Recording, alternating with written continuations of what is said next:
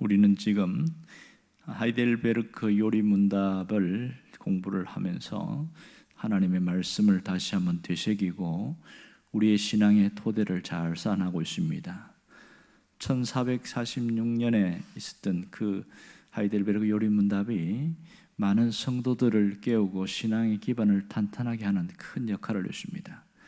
제가 이것을 준비하면서 이미 설교를 했거나 또 강연을 했던 분들 보니까 벌써 10년 전 혹은 20년 전부터 교회에서 꾸준히 이렇게 가르쳐 왔더라고요. 놀라운 것은 이렇게 꾸준히 배우고 또 가르침을 받은 사람들은 정말 신앙이 거목처럼 서 있는 그런 놀라운 일이 일어났습니다. 겉보기에는 하나하나 그냥 지나가는 것처럼 보이고 다 아는 건데 이러지만 배우면서 신앙의 기본기를 잘 닦아놓으니까 상당히 신앙이 탄탄해지고 아주 건강해진 모습이 있습니다. 여러분들도 이 하이델베르크 요리문답 하나하나 배우면서 여러분들의 신앙이 더욱 튼튼해지고 더 건강해지고 더 거목처럼 자라갈 수 있기를 주의 이름으로 축원합니다.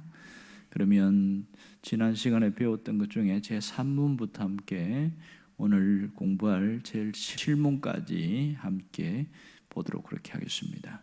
자, 제 3문 문과 답을 함께 읽어 나갑니다. 다 같이요. 당신의 죄와 비참함을 어디서 압니까? 하나님의 율법에서 나의 죄와 비참함을 압니다. 제 3문 하나님의 율법이 우리에게 요구하는 것은 무엇입니까? 그리스도는 마태복음 22장에서 이렇게 요약하여 가르치십니다.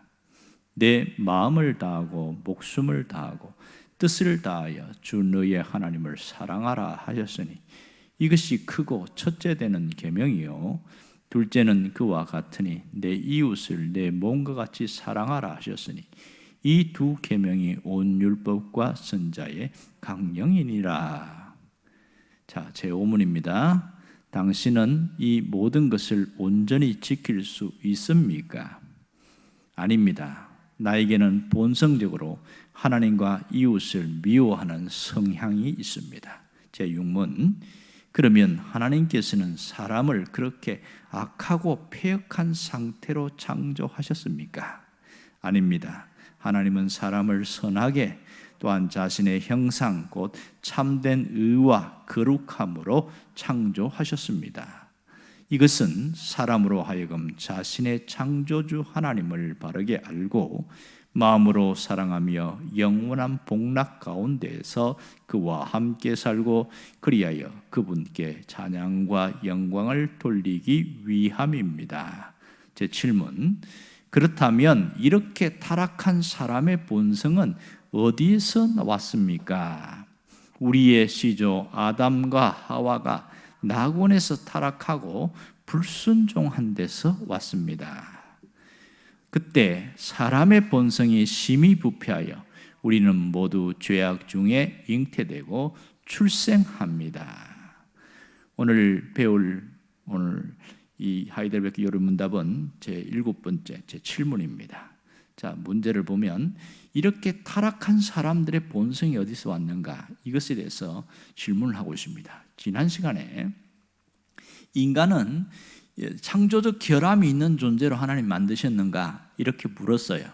그럴 때 그것은 아니다. 하나님이 처음부터 결함이 있는 존재, 그러니까 죄가 있는 상태로 만든 것이 아니고 선하게 만들었다.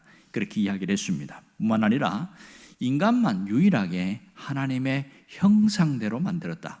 하나님의 이미지, 하나님의 DNA를 갖고 그분의 의와 거룩함을 가진 존재로 이렇게 특별한 존재를 만들었다. 이렇게 이야기를 했단 말이에요.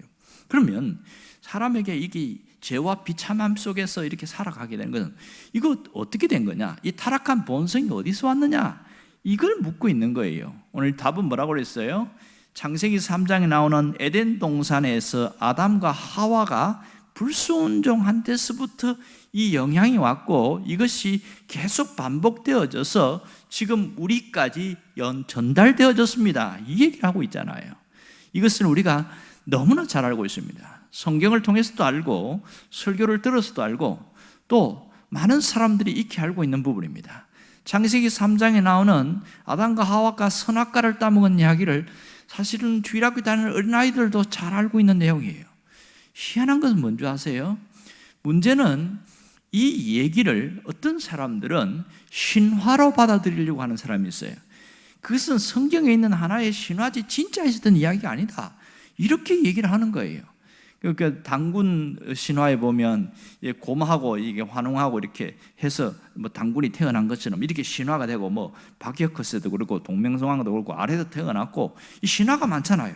그런 것처럼 아담과 하와 사건도 하나의 신화지 이게 실제 사건 아니다, 이렇게 부정을 하는 거예요. 왜냐하면 인정하면 너 죄인이야, 그것을 받아들여야 되니까 그걸 듣기 싫은 거예요, 그게. 그래서 이 이야기가 오래전부터, 벌써 2000년 전부터 신화다, 아니다, 맞다, 진짜다, 뭐 아니다, 뭐 이렇게 반론, 재반론 계속 이런 일들이 있어 왔습니다. 계속해서 이런 일들이 교회 역사 가운데 있어지면서 왔습니다. 그러면 우리는 이 사건에 대해서 그냥 어렴풋이 아는 게 아니고 분명하게 알고 가야 된다는 사실이지요. 자, 그러면 그들이 반박하고 질문을 던지는 것이 세 가지로 정리가 되는데, 하나는 하나님은 인간이 따먹을 줄 알면서 왜 선악과를 만들었느냐, 그게 첫 번째 질문이에요. 안 만들었으면 이런 일 아예 없을 거 아니냐, 그 얘기죠. 두 번째 질문은 그 열매 하나가 뭐라고 세상에 그거 하나 먹었다고 이렇게 인간을 이렇게 비참하게 만들면 되느냐는 거예요. 이게 두 번째 질문이고요. 세 번째 질문은 이 남이 지은 죄 때문에 왜 내가 이런 벌을 받아야 되느냐, 억울하다, 이런 얘기입니다. 그런 얘기가 되죠. 아담이 나하고 상관없는 사람이다, 그렇게 생각을 하고 살아가요. 이 세 가지 질문이 계속 논쟁과 논쟁 속에 지금도 이어지고 있어요. 우리가 10년 전, 20년 전에도 이런 일이 있었는데 지금도 똑같이 있습니다. 그래서 오늘 우리는 여기에 대해서는 분명한 해답을 알고 확신을 가지고 살아야 한다는 것을 우리가 알아야 됩니다. 자, 그러면 첫 번째 질문이 뭐냐면, 왜 하나님이 선악과를 만들었습니까? 언젠가도 이 얘기는 제가 여러 번 했는데, 왜 선악과 만들었습니까? 수도 없이 질문을 하는데, 거기서 다 거두절미하고 딱 한마디로 이야기하면 하나님의 존재를 인식하기 위해서다, 이렇게 말했습니다. 선악과를 왜 만들었냐고 묻지 말고 선악과가 어떤 나무인지, 무슨 나무인지를 알아야 됩니다. 이 나무는 무슨 나무예요? 하나님의 존재를 인식하게 하는 나무다. 한번 따라해 봅시다. 하나님의 존재를 인식하게 합니다. 또 하나는 내가 누구인지 자신의 정체성을 깨닫게 하는 나무입니다. 한번 따라해 봅시다. 자신의 정체성을 깨닫게 하는 나무입니다. 자, 정리해 봅시다. 선악과 나무가 있어요. 선악과를 왜 만들었습니까? 그러면 하나님의 존재를 인식하고 자신의 정체성을 깨닫게 하는 나무입니다. 이렇게 말하면 됩니다. 자, 너무 길면 다시 해봅시다. 하나님의 존재를 인식하고 자신의 정체성을 깨닫게 하는 나무입니다. 이게 왜 만들었냐는 것이 하나의 핵심이에요. 그러니까 선악과 나무를 보면서 자기 자신을 보는 거예요. 내 자신이 어떤 존재인지를 가만히 들여다볼 수 있는 거예요. 두 번째 질문은 뭐냐면, 그 하나 열매 먹었다고 그 하나가 뭐라고 세상에 이렇게 엄청나게 사람을 이렇게 죄인 취급하고 이렇게 평생 죄인이 되게 만드냐, 뭐 이런 질문이죠. 이 하나가 뭐라고? 여러분 충분히 그렇게 생각할 수 있지요. 자, 여기서 그까지 열마 하나가 쪼잔하게 하나님이 그러면 됩니까? 뭐 이렇게 이야기하고, 그러니까 되돌으니까 할 말이 없는 거예요. 여기에서 충분히 알지 못하면 답을 못하는 겁니다. 자, 여러분, 열매 이전에 왜 이것을 따먹으려고 하는지 그 마음을 알아야 돼요. 선악과는 하나님께 반역하는 마음이 그 속에 있었다는 거죠. 그러니까 이런 얘기죠. 하나님처럼 되고 싶어하는 마음이 먼저 들어갔어요. 누가 줬어요? 뱀이 줬잖아요. 사탄이 뱀에게 들어가가지고 이거 먹으면 하나님처럼 된다 그랬습니다. 하나님처럼. 그러니까 무슨 마음이 들어요? 진짜가? 이러는 거예요. 그러니까 성경에는 없지만 그럼 진짜다 이렇게 이야기했겠지요. 그러니 덥석 따먹게 되는 거죠, 이게. 선악과를 이 하나의 열매가 아니라 먹는 것 자체가 하나님처럼 되고 싶어하는 그 마음, 이것이 가장 큰 문제다, 이렇게 이야기합니다. 결국은 선악과 이 열매는 누가 주인인지를 알게 해주는 거예요. 열매를 안 먹는다는 것은 누가 주인이라는 겁니까? 하나님이 주인이시다. 내가 열매를 먹는다는 것은 누가 주인이라는 거예요? 내가 주인이다. 아주 쉽지요. 열매 하나의 문제가 아니라 이것은 결국은 누가 주인이냐, 이것을 말하고 있습니다. 자, 다시 한번 이야기합니다. 선악과 나무를 왜 하나를 만들었냐고, 그 왜 만들어서 사람을 이렇게 죄인 취급하고 이렇게 힘들게 하냐, 이랬을 때의 대답이 뭐냐? 선악과 나무는 하나님의 존재를 인식하고 자신의 정체성, 내가 누구인지라는 게 정체성이니까 자신의 정체성을 깨닫게 하는 겁니다. 이렇게 이야기합니다. 두 번째 질문은 왜 그거 열매 하나 그거 먹었다고 하나님이 쪼잔하게 이렇게까지 할 수 있느냐? 이랬을 때에 뭐라고 대답해야 됩니까? 이것은 열매의 문제가 아니라 마음의 문제입니다. 하나님처럼 되고 싶어하는 그 마음이 가장 큰 문제입니다. 이 선악과는 안 먹으면 하나님을 주인으로 인정하는 것이고, 먹으면 내가 주인이라고 스스로 시인하는 겁니다. 이렇게 대답하면 정리가 되어집니다. 세 번째 질문은 이렇습니다. 왜 남이 지은 죄 때문에 내가 고통을 당해야 되느냐, 이런 겁니다. 그러면 아담과 하와가 남이냐, 이것에 대해서 따지고 가봐야 되죠. 우리는 아담과 하와를 시조, 할아버지라고 이야기합니다. 할아버지, 할머니. 그래서 아담, 할아버지, 하와, 할머니, 이렇게 아이들은 또 그렇게 이야기합니다. 결국은 아담과 하와는 인간의 대표자라는 거예요. 대표자. 자, 왜 아담이 지은 죄 때문에 내가 억울하게 이것을 당해야 되느냐, 이렇게 물었을 때에 이렇게 대답하면 됩니다. 따라합시다. 대표성의 원리 때문입니다. 아담과 하와가 인간의 대표자라는 거지요. 그 한 사람이 잘못한 것은 모든 사람들 다 잘못한 게 돼버리는 거예요. 예를 들면 그거 아시죠? 우리나라에 옛날 그런 거 있는데, 누군가가 부모가 이제 어떤 대표자로 나갔는데 어떤 그 뭐 달리기를 한다든지 해가지고, 그래서 그 마을 대표로 갔어요. 그런데 졌어요. 그럼 누가 진 거예요? 이 사람이 진 게 아니고 그 마을 전체가 진 거잖아요. 왜? 대표로 나갔으니까. 이런 겁니다. 자, 여기에서 대표인데 죄를 지었다. 그러면 그 죄를 갖고 그 다음 태어나는 사람들은 속에 뭐가 있어요? 죄가 있는 거예요. 이걸 뭐라고 표현하냐면 신학적으로 원죄, 이렇게 말합니다. 원죄. 원죄를 더 쉽게 표현하면 죄의 뿌리, 이렇게 말합니다. 그러니까 우리에게 죄성이 있다, 이렇게 말하죠. 사람이 예수 믿으면 죄가 용서를 받지만 죄의 뿌리는 안 없어집니다. 왜? 아담부터 타고 내려온 거기 때문에 뿌리는 안 없어져요. 이게 죄성이고, 죄의 뿌리는 죄성, 다른 말로 하면 원죄, 이렇게 말합니다.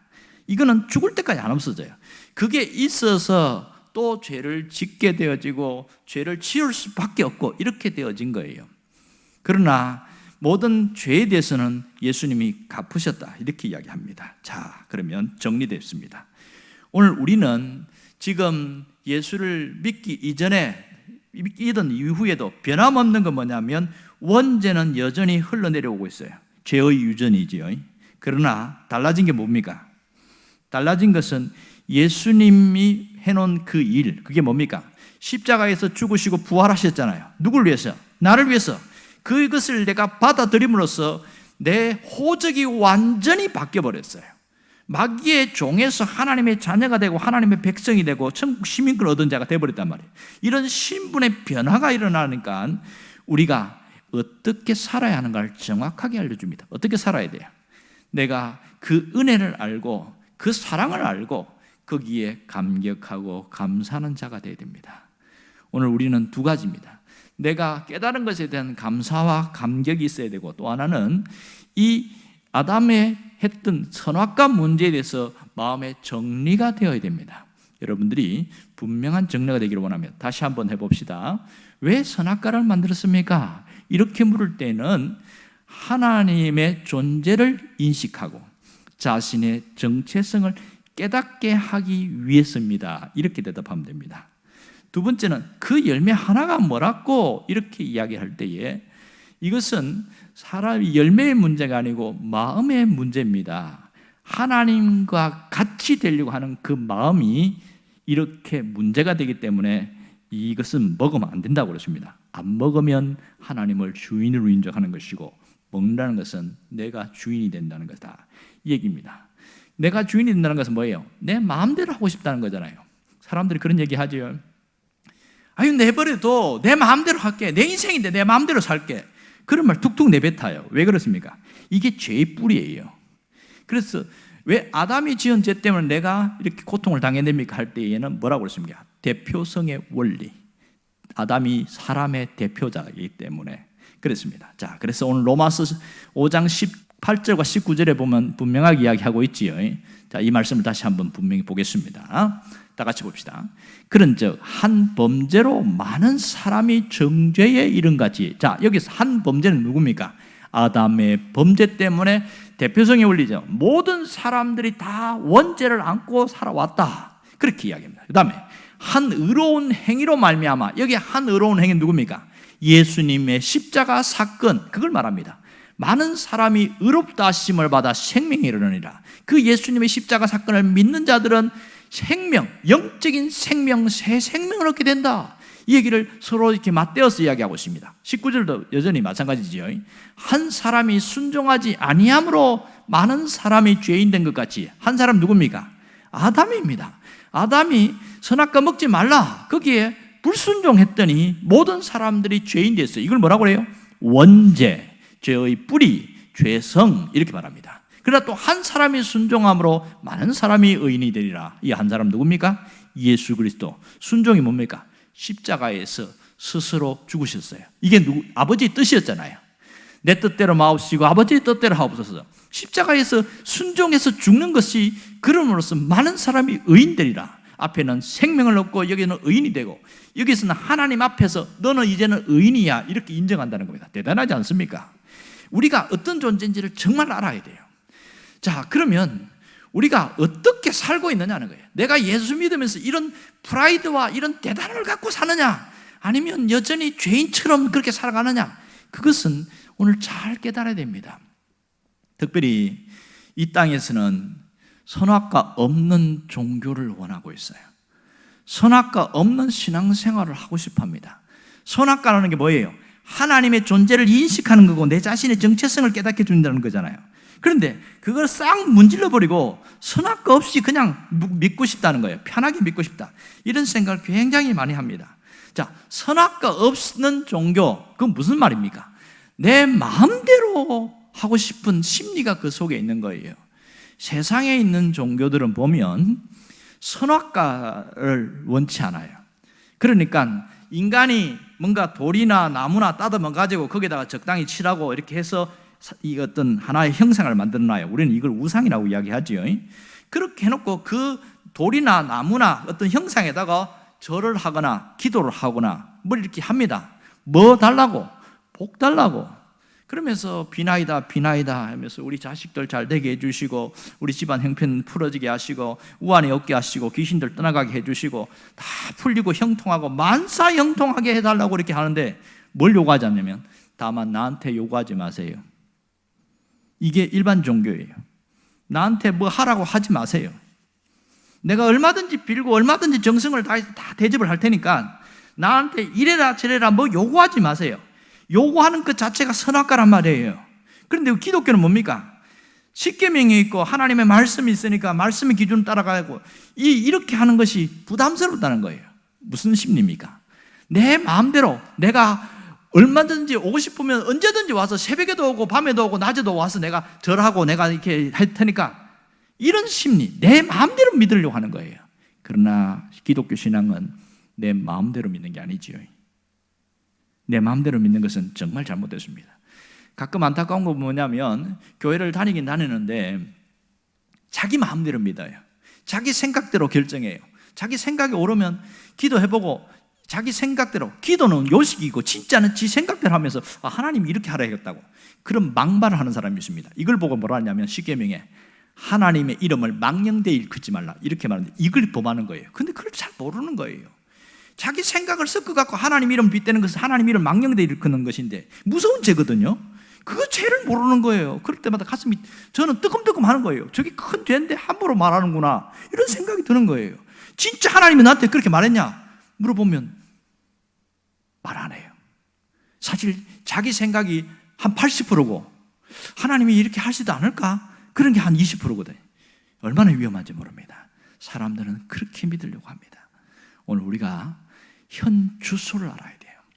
사람이 본성이 심히 부패해서 우리는 죄악 중에서 잉태하고 그 출생했다는 것을 분명히 깨닫고 살아가야 됩니다. 이제는 우리는 죄 때문에 어쩔 수 없는 존재구나. 만일 이것을 깨닫지 못하고 살아간다면 어떻게 될까요? 행복을 모릅니다. 행복의 가치를 몰라요. 내가 얼마나 이 믿은 게 귀한 건지 소중한 건지 그 가치를 모르고 살아간다는 거죠. 여러분, 타락한 본성대로 살아가면 죄의 비참함에 있고 깊은 탄식이 끊임없이 우리를 끌고 다닙니다. 이 가치를 모르면요, 불행이라는 것이 보이지 않는 그림자처럼 계속 내가 가는 데마다 불행이 따라다녀요. 가끔 보면 예수를 믿는데도 불행을 몰고 오는 것처럼 그런 보는 사람이 있습니다. 왜 그런지 아세요? 이 귀한 진리, 사람의 본성 자체가 부패하고 모두 타락하고 그렇게 해서 죄악 중에 잉태하고 출생했다는 그 사실을 모르니까 예수님의 고귀한 가치를 잘 못 느끼는 거예요. 그냥 교회만 다니면 되지 이런 생각으로 하다 보니까 불행의 그림자가 계속 따라다니는데 예수 믿었는데도 왜 이렇게 내가 힘드냐, 왜 이렇게 하냐 그렇게 말해요. 뭐가 문제일까요? 자기 마음대로 자기 생각대로 믿는 거예요. 성경에서 원하는 대로 믿는 게 아니거든요. 오늘 이 점을 잘 깨달아야 됩니다. 우리가 더 이상 내 삶에 불행의 그림자가 따라다니지 않도록 확 끊어버려야 됩니다. 그 처방책을 분명히 알려줬습니다. 처방책은 뭡니까? 우리가 이미 아는 대로 독생자 예수 그리스도를 하나님 보내신 거예요. 이게 처방책이에요. 그러면 우리가 다 알아요. 예수 믿으니까 다 안단 말이에요. 독생자 예수 그리스도를 보내신 처방책을 아는데 왜 안 되냐는 거예요. 이것이 내 속에 깊이 들어와서 정말 그렇구나 하고 뼈저린 감격과 깨달음이 없어서 그래요. 그냥 형식대로 그러는 거예요. 자, 부모가 자식에게 진짜 자기가 삶에서 뼈저리게 체험한 그런 중요한 이야기를 자식들에게 합니다. 그렇게 하면서 내가 큰 돈에 한 막 몇백만 원, 몇천만 원을 주고 그렇게 큰 그 교훈을 얻어갖고 이야기를 하는데 그걸 체험하지 않은 자식들은 뭘로 알아듣는지 아세요? 아이고, 또 잔소리한다, 또 잔소리. 부모의 그 뼈저린 체험을 잔소리로 알아듣는 사람이 있습니다. 근성으로 알아듣는 사람이 있어요. 그러나 철들은 자식은요, 부모가 하는 말을 집중해서 듣고 깊이 새깁니다. 그래서 나는 저런 돈을 지불하지 않아야 되겠다. 그래서 그 길을 피해가더라는 겁니다. 이게 지혜로운 자녀지요. 오늘 하나님 말씀에 여러분들이 깊이 박히기를 원합니다. 로마서 5장 19절을 다시 한번 깊이 한번 다시 읽어봅시다. 한 사람이 순종하지 아니함으로 많은 사람이 죄인 된 것 같이 한 사람이 순종하심으로 많은 사람이 의인이 되리라.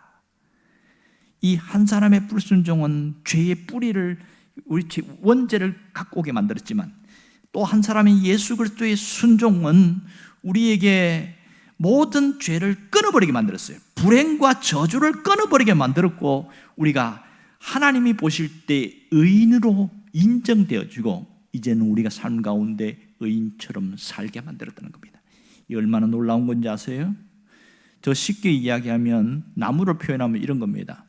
인도에 가면 많은 나무 중에 벵골 보리수라는 나무가 있습니다. 이 나무는 높이 올라가는데 특징이 뭐냐면 가지가 이렇게 쭉 뻗어나가잖아요. 그러면 가지에서 세상에 뿌리가 위에서부터 내려와요. 스물스물 내려와가지고 밑에 땅에다 박혀요. 그러면서 또 가는데 나중에는 보니까 어떤 한 그루가 초등학교 운동장 전체를 덮을 만큼 그렇게 나무가 숲이 되는 그런 일들이 굉장히 많아요. 그러니까 그 나무가 한 그루인데 가지가 뻗어나가지고 거기서 다시 밑에 뿌리를 내려가지고 또 밑에서 또 거기서 자라요. 그렇게 기둥이 되어져요. 그리고 또 그게 가지가 또 뻗어나가요. 저 보세요. 저 나무에 보면 한 나무인데 수십 그루의 나무가 있는 것처럼 보인답니다. 이게 벵골 보리수예요. 실제상 봐보니까 원 나무는 하나밖에 없어요. 이렇게 되어지는 일이 있더라는 거예요. 이게 뭐냐? 대표성의 원리입니다. 한 나무의 존재가 전체 숲을 만드는 이런 일이 있었습니다. 우리가 잘 아는 2002년 월드컵에 아시죠? 마지막 스페인이죠. 스페인과의 때 마지막 승부차기에 홍명보가 넣었을 때에 사람들이 뭐라는 줄 아세요? 우와, 우리가 이겼다 그랬어요. 자기가 축구한 것도 아니면서 우리가 이겼다 그랬어요. 왜 그럽니까? 저 사람들이 우리의 대표란 말이에요. 그러니까 이 축구 선수가 이들이 골에서 이기니까 우리나라 자체 내가 이긴 것처럼 인정되는 거예요. 이게 얼마나 중요합니까? 한 사람이 순종함으로 모든 사람들이 의인이 되는 이 놀라운 역사가 오늘 현장에서도 지금도 나타나고 있지 않습니까? 자, 그렇다면 예수 그리스도의 십자가는 우리를 죄인에서 의인으로 만들어 주었습니다. 문제는 얼마나 깨닫느냐입니다. 예수 그리스도의 십자가는 사랑의 결정체입니다. 어떤 사랑입니까? 책임져 주시는 사랑. 십자가는 책임져 주시는 사랑의 결정체입니다. 이 예수님의 십자가는 나를 끝까지 책임주시는 그 사랑의 표현이 거기에 담겨 있는 겁니다.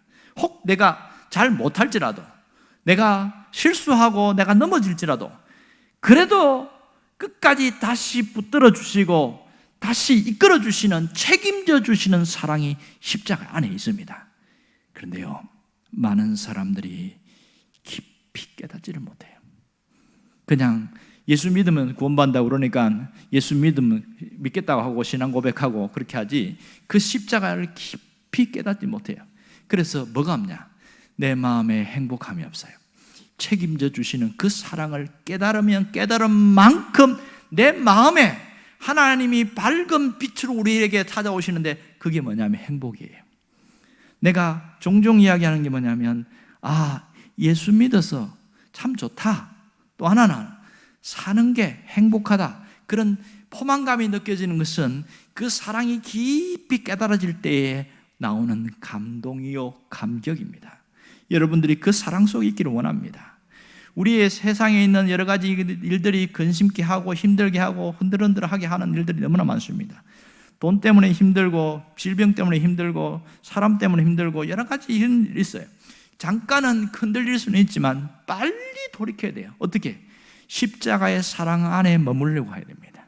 책임져 주시는 그 사랑 안에 있으면 다시 정신 차리고 그래, 내가 고민한다고 되나? 하나님이 해 주셔야지. 그리고 십자가 안에서 하나님 도와주세요. 내가 할 수 있는 건 한계가 있어요. 이러면서 맡겨버리는 거예요.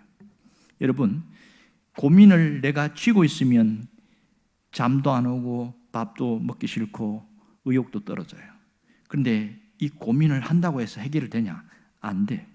그러나 이것을 완전히 손을 놔버릴 때, 손을 놓는다는 것은 하나님께 공을 던진다는 얘기잖아요. 맡길 때에 찾아오는 게 뭔지 아세요? 살 것 같다. 와, 이제는 살 것 같다.